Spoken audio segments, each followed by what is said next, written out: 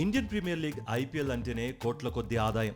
2008 నుంచి మొదలైనప్పటి నుంచి ఈ లీగ్ రోజు రోజుకు దూసుకుపోతూనే ఉంది.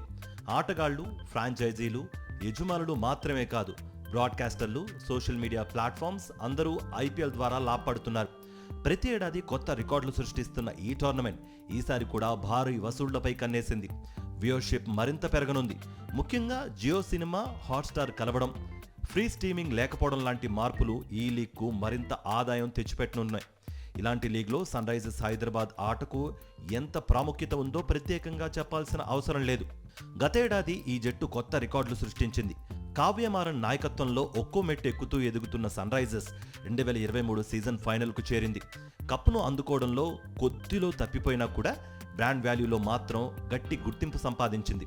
2012లో సన్ టీవీ గ్రూప్ కేవలం 85 కోట్లతో ఈ జట్టును సొంతం చేసుకుంది. కానీ 12 ఏళ్లలోనే ఊహించని స్థాయికి ఎదిగింది. ప్రస్తుతం సన్ రైజర్స్ బ్రాండ్ విలువ ఏకంగా 735 కోట్లు. అంతేకాదు ఐపీఎల్లో అత్యంత వేగంగా ఎదుగుతున్న బ్రాండ్గా గుర్తింపు తెచ్చుకుంది.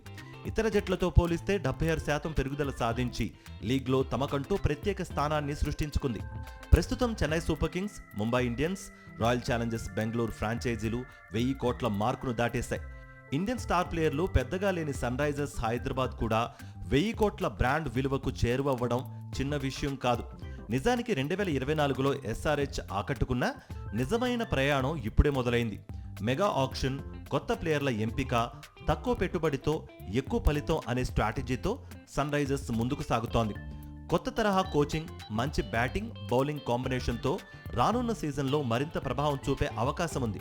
అంతేకాదు మార్కెటింగ్, కమర్షియల్ డీల్స్, స్పాన్సర్షిప్ల ద్వారా ఆదాయాన్ని పెంచుకుంటూ బ్రాండ్ వాల్యూను మరింత పెంచేందుకు ఫ్రాంచైజీ కష్టపడుతోంది.